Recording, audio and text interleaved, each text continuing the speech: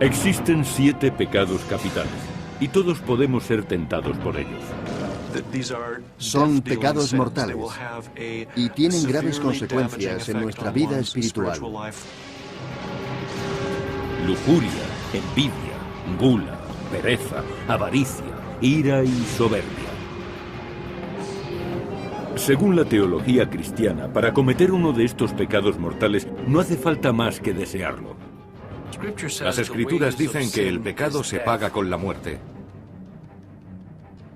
Detrás de cada uno de estos pecados hay una historia oculta que explica por qué llegaron a ser mortales. Los 7 pecados capitales han tenido una enorme repercusión en la historia, en la sociedad y en nuestras almas. No se pueden transgredir las leyes de Dios sin pagar un alto precio.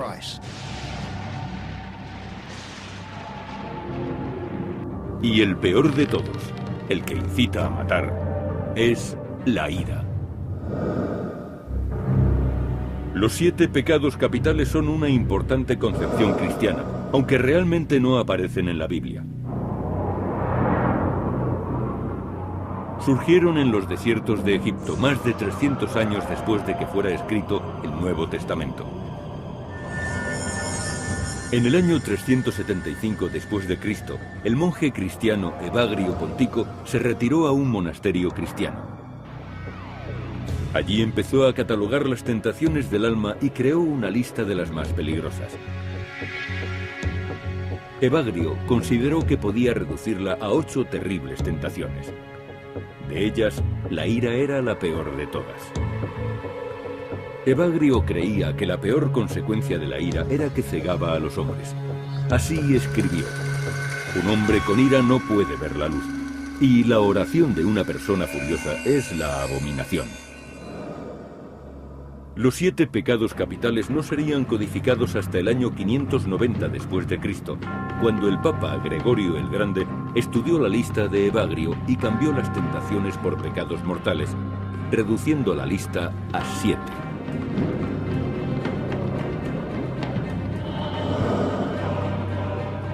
Para el Papa Gregorio, la ira no solo era pecado, sino que además era muy perjudicial para el alma.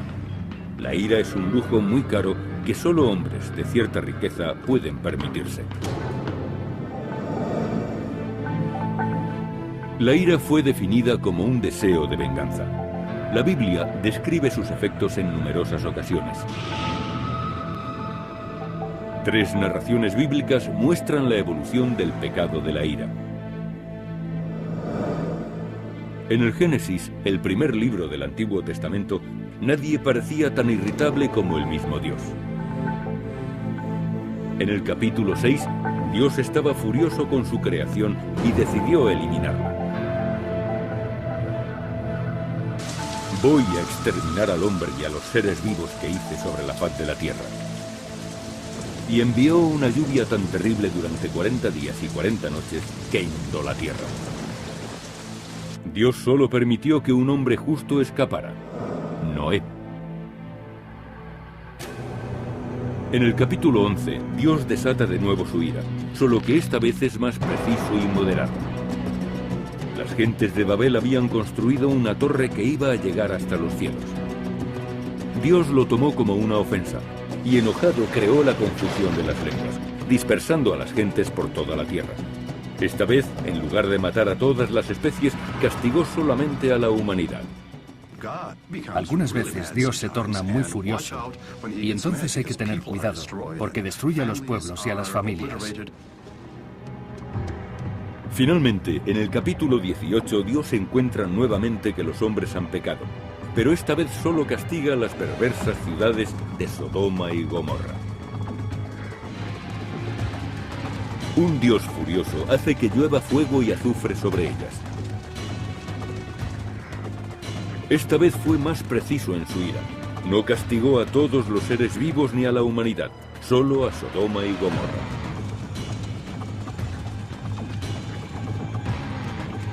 De acuerdo con los teólogos, existe un mensaje en la ira de Dios. La ira de Dios muestra su gran preocupación por la manera de vivir de los hombres Lo mismo que cuando los padres se enfadan porque sus hijos hacen algo mal. Esas narraciones tratan de la manera en que vivimos.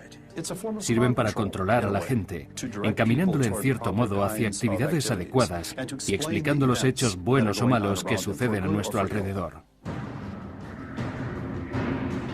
El Antiguo Testamento está lleno de relatos sobre la brutalidad y atrocidades humanas. En el Génesis encontramos el asesinato de Abel a manos de Caín y la agresión del rey Saúl contra David en el libro de Samuel. Estas historias no fueron escritas para los débiles de corazón, sino que son ejemplos de las mortales consecuencias de la ira. En el Éxodo, el segundo libro de la Biblia, aparecen los 10 mandamientos dando un giro importante a la forma de entender el pecado. La gran innovación de los 10 mandamientos y lo que distingue de las culturas paganas que abundan en la Biblia es que Dios se ocupa de los hombres. En las culturas paganas, Dios solo se ocupa de sí mismo. En el judaísmo y posteriormente en el cristianismo, Dios se relaciona consigo mismo a través de los hombres. El pecado es una falta contra Dios, tanto si está dirigido contra Él mismo o contra los hombres. El quinto mandamiento dice: no matarás. Los padres cristianos consideran que es un claro mensaje de las graves consecuencias de la ira. Irónicamente, el portador de los 10 mandamientos, Moisés, es un hombre muy irritable. En el Éxodo, Moisés vio cómo un egipcio maltrataba a un esclavo hebreo y en un ataque de rabia mató al egipcio. Más adelante, en el monte Sinaí, Moisés regresó con las 2 tablas de la ley y encontró a los judíos adorando a un becerro de oro. Furioso, rompió las tablas de piedra al pie de la montaña. Es un tipo de ira en la que si pierdes el control puede haber consecuencias muy perjudiciales. En aquella ocasión, rompió las tablas de la ley y tuvieron que ser sustituidas. Pero en ambos casos, Dios no castigó a Moisés, sino que aprovechó su ira para mostrarle los peligros del pecado. Lo interesante de este relato es que Moisés estaba muy furioso, que es un sentimiento que forma parte de la naturaleza humana. Todos nos enfurecemos a veces y negarlo u ocultarlo no es saludable ni realista. De esta forma entendemos que la ira de Moisés era perfectamente humana. La visión de la ira en el Antiguo Testamento refleja la tradición cultural judía. En la Biblia, la ira conduce al pecado. Así que cuando la ira conduce a la crueldad o a la violencia, entonces es un pecado. Si la ira no es más que una emoción sentida por un individuo y no tiene consecuencias, es dolorosa y peligrosa, pero no es pecado. El pecado de la ira adquiere una nueva vertiente en los evangelios. Una de las primeras narraciones del Evangelio de San Mateo trata de las terribles consecuencias de la ira de Herodes. Allí se relata el nacimiento de Jesús. Herodes, rey de Judea, había oído hablar de una profecía sobre el nacimiento de un nuevo rey de los judíos. La posibilidad de que este rey ocupara su trono le hizo ponerse furioso. Herodes estaba muy furioso porque temía que cuando naciera el nuevo rey de los judíos le arrebatara el poder.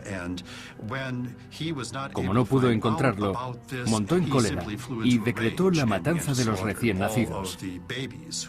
Y de esta manera eliminar al futuro pretendiente al trono. El relato es conocido como la matanza de los santos inocentes. El Evangelio dice que Herodes mandó degollar a todos los niños menores de 2 años de Belén y de la costa. Jesús sobrevivió porque su familia había huido a Egipto. Por supuesto, para nosotros, cualquier historia sobre matanzas de niños es algo terrible e imperdonable. Al mismo tiempo, emergió un nuevo concepto del pecado y de sus orígenes en la tradición judeo-cristiana. ¿Qué podría haber causado que alguien cometiera la crueldad de degollar inocentes?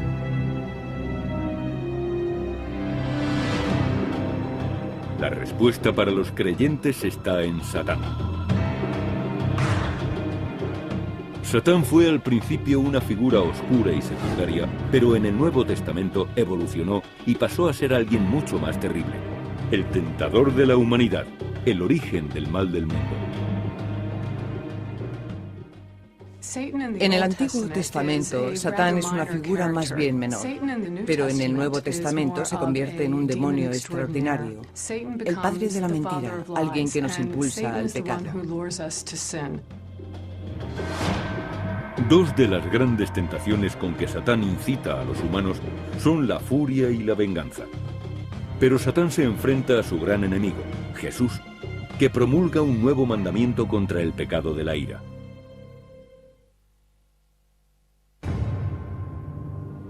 Se cree que los 7 pecados capitales son la antesala del infierno, y el más violento y sangriento de todos ellos es la ira. En el Antiguo Testamento, Dios estaba furioso cuando dice en el Deuteronomio, «La venganza es mía». En el Nuevo Testamento, la figura de Satán emerge como una encarnación demoníaca del pecado, especialmente el de la ira. El contrapunto a la furia de Satán es Jesús, que adopta un enfoque radicalmente distinto hacia la ira. Jesús se preocupó por reforzar el contenido de los 10 mandamientos.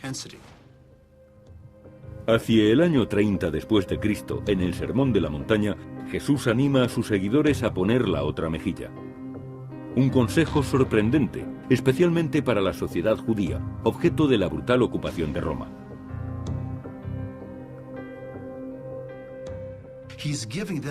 Les brinda una manera de responder con dignidad y autoestima.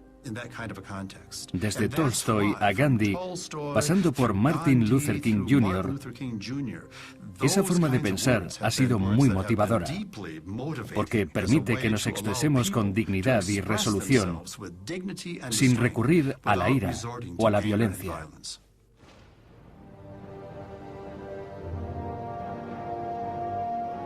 Jesús renunció a caer en el pecado de la ira a pesar de que fue torturado y crucificado por los romanos. La ira de Dios había evolucionado hasta llegar al extremo contrario. Jesús, en lugar de recurrir a la venganza, aprovecha su último aliento para decir, «Padre, perdónalos porque no saben lo que hacen». Es una buena oportunidad para reflexionar sobre una persona inocente que padece el tormento de la cruz. Son palabras increíbles que nos animan a superar la venganza y la ira. La condena de la ira no es exclusiva de la cristiandad. Todas las religiones señalan la ira como un grave pecado, aunque cada una lo hace con su particular perspectiva. El rabinismo dice de la ira que se asemeja a una olla hirviendo. En cuanto empieza a derramarse el agua, no se sabe qué ocurrirá o quién se quemará. El Islam considera que la ira es un pecado grave. El profeta dijo a sus seguidores que el mejor de nosotros es el que más tarda en enfurecerse y el peor, el que más tarda en calmarse. Dentro de la cristiandad existen varias opiniones sobre la ira. Para los protestantes y a lo largo de nuestra historia, la ira es un pecado, pero no en sí misma, sino por sus consecuencias. La Iglesia dice que todos tenemos pasiones, y las pasiones conducen al pecado. No se puede suprimir la pasión, sino que debe ser purificada, reconducida y transformada. Pero todas las doctrinas cristianas coinciden en una cosa. Los pecadores que no dominan su ira serán condenados al infierno. El infierno es lo contrario del cielo, es la morada eterna de los pecadores. La mayoría cree que Jesús se refería al infierno cuando hablaba del Hades. Pero en el Nuevo Testamento, Jesús se refería al lugar donde van los condenados con la palabra Gehenna. Gehenna era un vertedero a las afueras de Jerusalén donde se quemaba la basura. Jesús lo utilizó como símbolo de lo que le aguardaba a los pecadores. Se puede disfrutar en vida, pero ¿quién sabe lo que nos espera tras la muerte?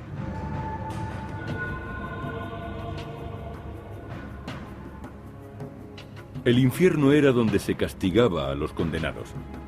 Las distintas religiones definieron y explicaron a su manera el cometido del infierno. Según el protestantismo, no es que Dios se dedique a quemar a la gente porque está furioso. Es algo mucho peor. Es la propia gente la que va al infierno para toda la eternidad. La Iglesia Ortodoxa adopta un enfoque filosófico. La Iglesia Oriental afirma que Dios no manda a nadie al infierno, sino que van a él los que se condenan por sí mismos. Una de las grandes enseñanzas de la Iglesia Oriental es el perdón eterno, la gracia y la justicia de Dios. En el Islam, el infierno no es un destino para siempre, sino un lugar de aprendizaje. El Corán describe el fuego eterno como algo ingrato, pero existe un elemento psicológico también. Tenemos la oportunidad de redimir allí nuestras faltas y mejorar nuestro carácter. Por malo que pueda ser el infierno, cuando nos hayamos purgado entraremos en el cielo. Quizá la descripción más impresionante del infierno fue la del autor italiano Dante Alighieri en el año 1320 después de Cristo. La forma en que representó a los condenados captaría la atención del mundo cristiano. En la Divina Comedia, Dante relató un viaje en el que descendía a los 9 niveles del infierno. Algunas de sus descripciones del infierno son tan impactantes que atraparon al público durante años. El viaje de Dante es terrorífico. Clasifica a los condenados según su pecado. En cada caso, el castigo se ajusta al crimen. El castigo por la ira se encuentra en el 5º nivel, en las aguas del cenagoso río Estigia, donde los dominados por la ira se golpean despiadadamente entre sí tratando de escapar del río. Dante describe sus rabiosos intentos por destruir a los demás.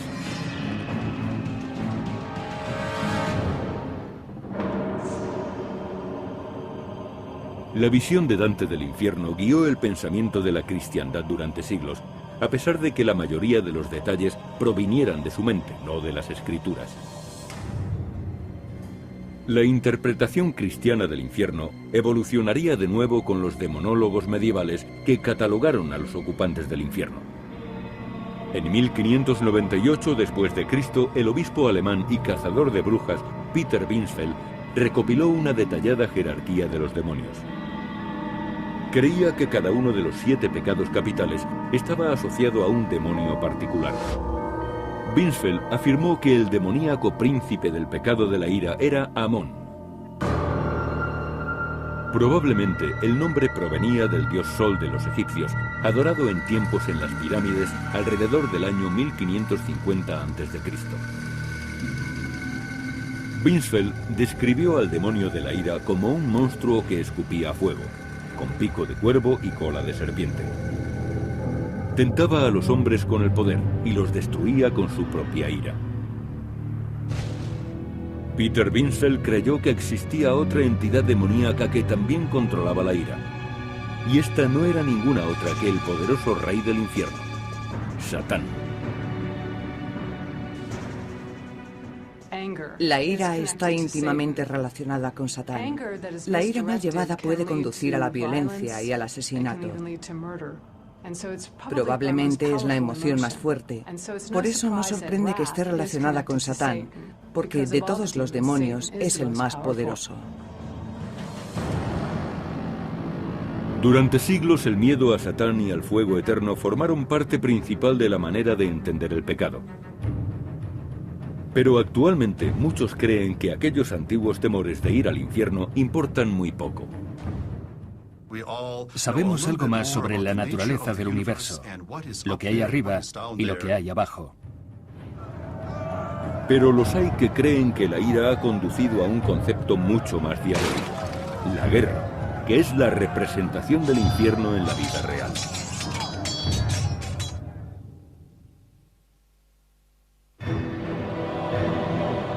Los 7 pecados capitales no aparecen en la Biblia, pero la Iglesia habla de ellos para ayudar a los fieles a obrar correctamente. El pecado de la ira es el peor de todos, pues desencadena la violencia, el derramamiento de sangre y la muerte. La ira ha evolucionado con la historia religiosa, pero siempre fue una emoción humana. La pregunta es cómo puede ser considerada pecaminosa una emoción natural, a lo que la Biblia responde diciendo que tiene diferentes grados. Para la humanidad, la consecuencia más nefasta de la ira es la guerra. Estoy convencido de que la ira provoca la guerra, y también de que la prolonga, porque genera una reacción en cadena que a veces no se sabe dónde termina. La conexión entre la ira y la guerra es más antigua que la Biblia misma. Aparece en una de las primeras obras épicas del mundo, la Ilíada. La Ilíada relata la guerra de Troya. Según la tradición, fue escrita por el poeta griego Homero aproximadamente en el siglo IX a.C., pero narra hechos que podrían haber ocurrido unos 200 años antes. Las primeras palabras de la obra aclaran su argumento: la ira. Trata sobre la ira de Aquiles, de cómo le hizo comportarse y también de cómo le condujo a la perdición. Conforme se va desarrollando la obra, la guerra de Troya entra en un punto muerto debido a la ira del héroe griego Aquiles. Su ira no estaba dirigida contra el enemigo, sino contra Agamenón, por quitarle una esclava muy apreciada, Briseida. Aquiles abandonó el combate y dejó que los griegos sufrieran una terrible derrota. Se enfureció de nuevo y volvió a combatir solo cuando su último amigo, Patroclo, murió a manos de Héctor. Durante siglos, el relato de la guerra de Troya sería una lección de cómo la ira conduce directamente al egoísmo, al deshonor y finalmente a la muerte. En el año 480 a.C., los guerreros griegos tomarían muy en serio estas enseñanzas. Los soldados de Esparta han sido considerados como los mejores combatientes del mundo antiguo. Se convirtieron en leyenda por su heroica lucha contra los persas en el paso de las Termópilas. Sin embargo, el enfoque de los espartanos hacia el combate no era ortodoxo.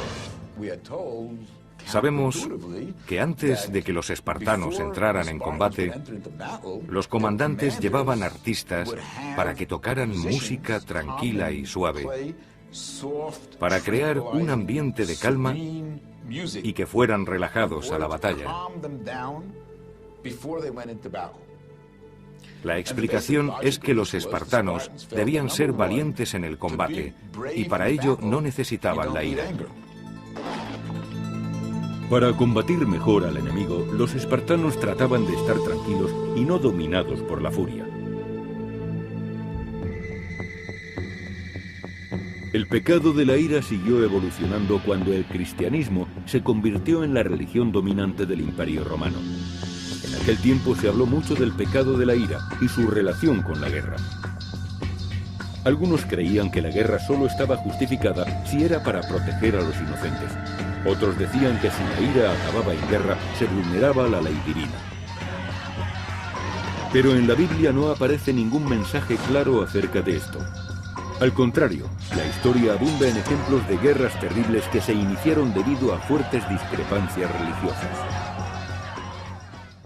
A la gente nunca le ha faltado una justificación para matar. Si son personas religiosas, usan una excusa religiosa. Y si son nacionalistas, emplean una justificación nacionalista.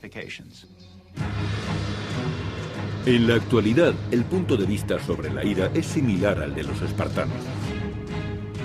William Baudet, sargento primero de los Marines, participó en 3 turnos de combate. Cuando nos preparamos para el combate no hablamos del enemigo para excitarnos como si se tratara de un partido de fútbol. Ni siquiera nos preocupa el enemigo. Solo me preocupo de mis marines. Si estamos bien preparados, no importa contra quién luchemos, no es necesario considerar infrahumano al enemigo. El sargento Baudet no quiere que haya ira en el campo de batalla. Una vez tuve que recoger la mano de uno de mis hombres que estaba a 100 metros de donde murió. ¿Me puse furioso? Claro que me puse furioso. Pero tuve que centrarme en otra cosa. Me dije que eso era agua pasada y que ahora debía cumplir con mi obligación. Si dejamos que las emociones nos dominen en combate, somos hombres muertos. Para que la ira no influya en el combate, los reclutas de los marines son continuamente sometidos a una tensión muy fuerte, empezando desde el primer día. De esta manera aprenden a dominar sus emociones. Sinceramente, siempre que he entrado en combate, no he visto perder el control a ningún marine de los Estados Unidos. Nunca he visto algo así. Baudet cree que al controlar la ira, sus soldados llevan ventaja respecto a las tropas no entrenadas. He visto cómo los insurgentes perdían los nervios y se ponían a correr a campo abierto. Disparaban, estaban furiosos y creían que se iban a convertir en héroes, pero no es así, acababan muertos. Los hombres han discutido durante miles de años si matar en el campo de batalla es una manifestación de ira. Para Baudet, esa no es la cuestión. Cada vez que entro en combate, creo que lo hago con la razón a mi lado. Puede que alguien crea que eso es asesinato, pero no lo es. De acuerdo con los estudiosos de la religión, ahí falta un elemento clave. Lo que hace que los soldados no sean asesinos es su falta de animadversión hacia el enemigo. No ganan nada matándolos. El asesinato se comete cuando se odia a alguien o se le quiere robar y por eso se le mata. El pecado de la ira puede no tener mucho que ver con la justificación de una guerra. Pero ¿qué ocurre cuando surge la ira y desemboca en un homicidio? Aunque parezca extraño, los letrados y los neurólogos están de acuerdo en que a veces el asesinato es explicable.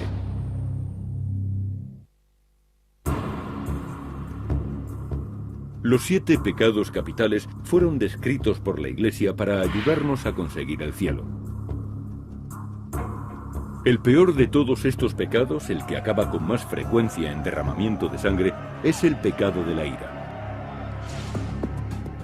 A lo largo de la historia de América ha existido una razón perfectamente aceptable para explicar que la ira acabe en asesinato, el llamado crimen pasional. Generalmente, pensamos que los crímenes pasionales están relacionados con relaciones románticas o matrimonios. En esos casos es muy frecuente que la ira desemboque en violencia brutal.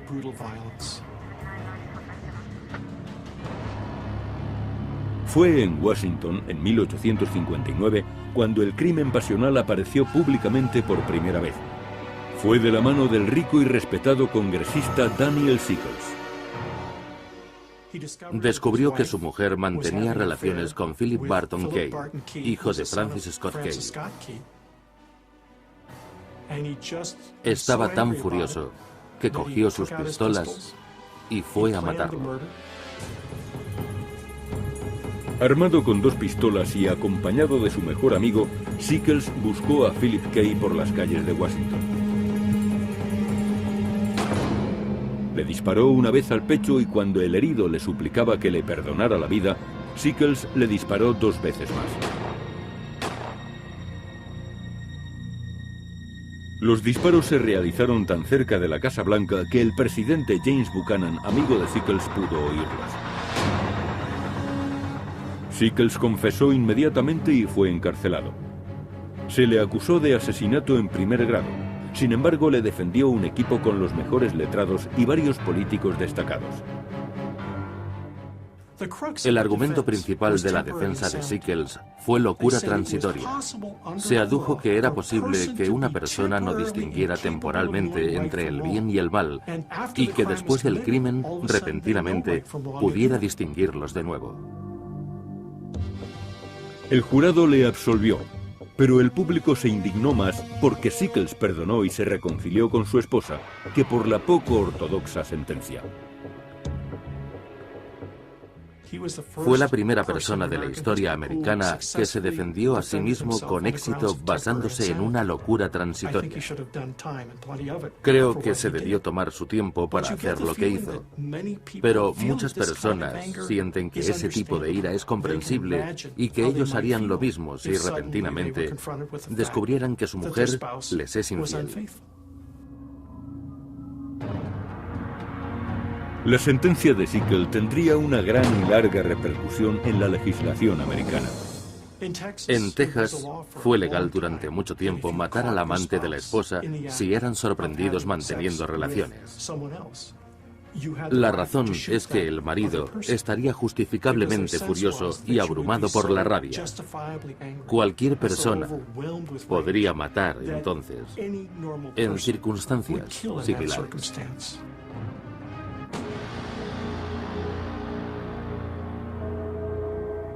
Algunos creen que la locura transitoria no es más que un truco astuto, una laguna jurídica para el momento en que se sucumbe a la ira. En la actualidad, los científicos están empezando a examinar el origen de la ira. El cerebro recibe mucha información, tanto del interior del cuerpo como del exterior. Dentro del cerebro se encuentra la amígdala, que filtra toda esa información y se formula una pregunta. ¿Es esto una amenaza? ¿Algo por lo que me tenga que preocupar? El doctor Rubendur ha señalado la amígdala como la principal instigadora de la ira. Este lóbulo del tamaño de una nuez puede aturdir el cerebro con una rabia incontrolable. En cuanto percibe un peligro, se produce una cascada de respuestas en el cuerpo, como aumento de las pulsaciones, de la presión sanguínea, del sudor, etc., que lo preparan para luchar o huir. La amígdala es una parte primitiva del cerebro. Existe debido a que el cerebro se compone de capas que se fueron superponiendo a lo largo de millones de años de evolución. Esos antiguos cerebros siguen activos en el interior de los nuestros. De esta forma, hay partes de él que reaccionan como un perro y otras que lo hacen como un cocodrilo. Y existe otra parte que lo hace como los monos. La amígdala crea una respuesta ante los estímulos para luchar o huir. Pero en los seres humanos también ha evolucionado otra parte del cerebro, los lóbulos frontales. Esta zona que vemos en la parte frontal es la región frontal orbital, que sirve de freno a la amígdala.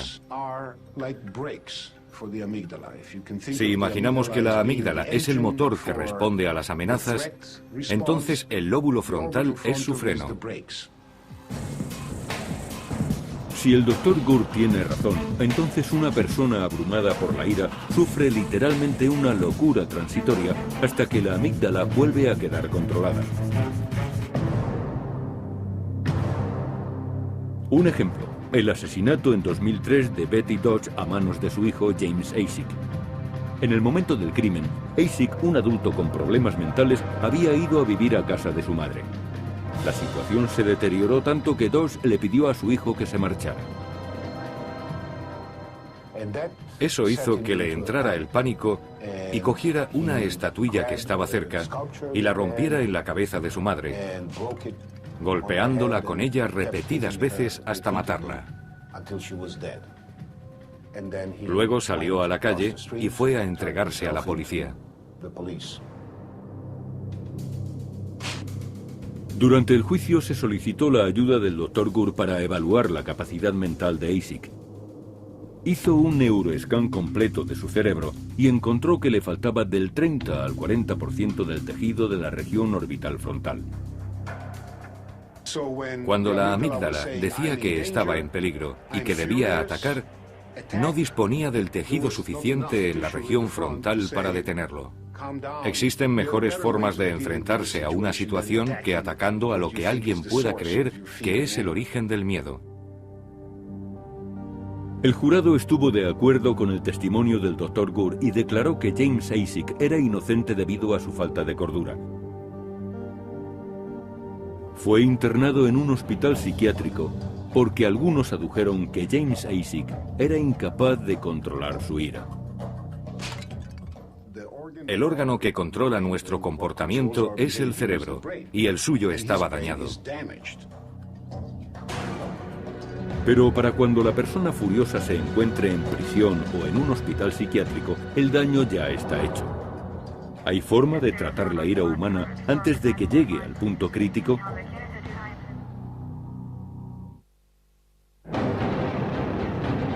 Los 7 pecados capitales han servido de advertencia para la cristiandad durante siglos. Y aunque los pecados de lujuria, avaricia, envidia, soberbia, gula y pereza tienen consecuencias, quizás sean las de la ira las que acarrean más muertes.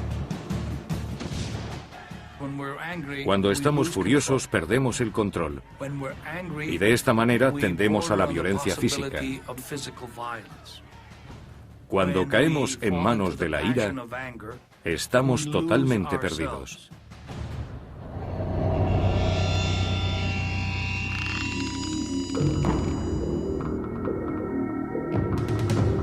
Pero irónicamente, parte de la tentación de caer en la ira es que produce placer. Puede hacer que la gente sienta euforia, especialmente los hombres. Muchas veces es bueno sentirse furioso. A pesar de los siglos transcurridos tratando de controlar la ira, hoy en día aparece por todas partes. Me gustaría creer que la fe puede detener la violencia y ayudarnos a contener la ira. Pero Estados Unidos, que tiene el mayor índice del mundo desarrollado de asistencia a la iglesia y de personas religiosas, tiene el índice más alto de asesinatos.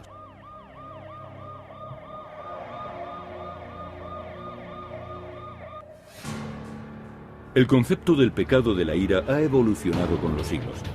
El cristianismo afirmaba que los que cometían este pecado se enfrentaban al fuego eterno del infierno. Pero existen algunos pecadores atormentados por la ira, incluso en esta vida. Mantenía una relación y las cosas no fueron bien. No sabía lo que hacía y compré 8 litros de gasolina. Rompí unas ventanas del apartamento en el que vivía. Rocié el coche de ella con gasolina y lo quemé. Estalló en llamas en el garaje. Todo el lugar tuvo que ser evacuado y podría haber matado a cientos de personas. Exploté y le pegué lo suficiente como para ir a juicio. Me cayeron 5 años de cárcel.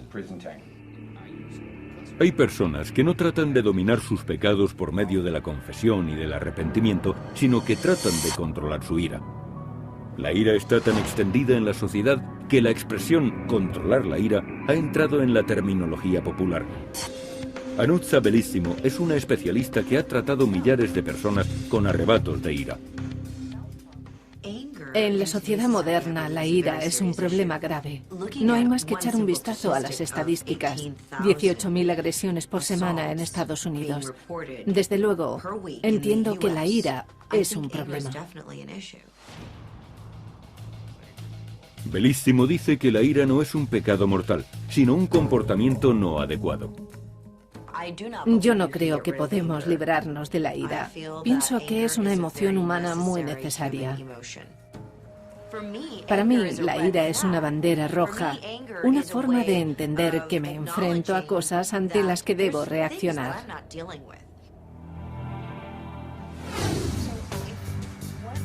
Los expertos dicen que la clave para superar la ira tiene poco que ver con controlar la rabia, y bastante más con las relaciones personales.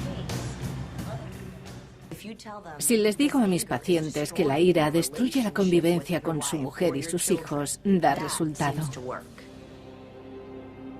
Lo más importante para la humanidad es mantener una relación, conectar con el otro y saber comportarse. Según la tradición, el pecado de la ira se castiga con el fuego eterno. Pero Bellissimo cree que el enfoque religioso hacia el pecado de la ira no es útil en el mundo actual. Nunca he podido atemorizar a mis estudiantes que han sufrido un acceso de ira diciéndoles que irían al infierno. Esa herramienta no me ha sido útil. Pero algunos difieren de esa opinión. Una de esas personas es Howard Storm, que cree conocer el poder demoníaco del pecado de la ira. En 1985, Howard Storm tenía 38 años y era profesor de arte con un grave problema de ira. Nunca hice daño a mi mujer o a mis hijos, pero les gritaba y de vez en cuando volcaba la mesa con la cena puesta. Esparcía por la habitación todo lo que estaba en la mesa y rompía lo que tenía a mano. Pero en un viaje a París, Howard Storm tuvo que ser ingresado de urgencia en un hospital debido a una perforación en el intestino que casi acaba con su vida. Estaba semi-inconsciente y le parecía encontrarse entre gente extraña. Al principio oía personas que me llamaban por mi nombre para que fuera con ellos. Les preguntaba si eran médicos, porque estaba muy enfermo y tenían que operarme. Me respondían que me diera prisa, que me conocían bien y que debía ir con ellos. Semi-inconsciente, Storm soñó que iba por un pasillo muy largo. De repente, sin previo aviso, empezaron a golpearle por todos lados. Solo entonces se dio cuenta de que no estaba en un hospital de verdad. Me defendí lo mejor que pude. Luché tanto como mis fuerzas me permitían. Traté de impedir que me pegaran, arañaran y mordieran. Me golpeaban por todas partes. No hay forma de describir aquello. Las palabras miedo, terror y pánico son completamente inadecuadas. En un momento dado, Storm, ateo desde siempre, hizo algo que no se le habría ocurrido nunca. Se puso a rezar. Y entonces apareció un rayo de luz que le liberó de sus atacantes. Y se volvió a encontrar en la cama del hospital consciente de nuevo. Howard Storm cree que solo hay una explicación para su experiencia. Creo que lo que me pasó es que tuve la oportunidad de sentir lo que era el infierno. Tan pronto como se hubo recuperado, Storm cambió su antigua forma de enfrentarse a la ira. Desde mi experiencia cercana a la muerte, nunca he vuelto a sentir aquella ira que me hacía perder el control. No he vuelto a sentirla. Tanto si la experiencia de Storm fue un viaje al infierno o sencillamente una alucinación, tuvo una profunda repercusión en él. Transformó su forma de comportarse con su mujer y familia y cambió sus emociones. Storm dice que su dantesca experiencia le recuerda a la ira medieval y que puede ser beneficiosa para otros. Una de las cosas que me obliga a ser totalmente sincero es que no quiero que nadie vaya al infierno. Dios me ha mandado que impida que la gente vaya allí. El pecado de la ira ha evolucionado a lo largo de milenios, desde la ira de un Dios justo en el Génesis hasta el perdón de Jesús en los Evangelios. Desde los castigos infernales imaginados por Dante a los procesos judiciales que tratan de controlar este pecado. ¿Es la ira el más grave de los 7 pecados capitales? La respuesta puede no tener importancia, pues a fin de cuentas todos hemos de ser juzgados, algunos por nuestros pares, otros por alguien superior. Y para los que sufren el tormento de la ira, puede que este pecado sea suficiente para hacer que padezcan el infierno en la tierra.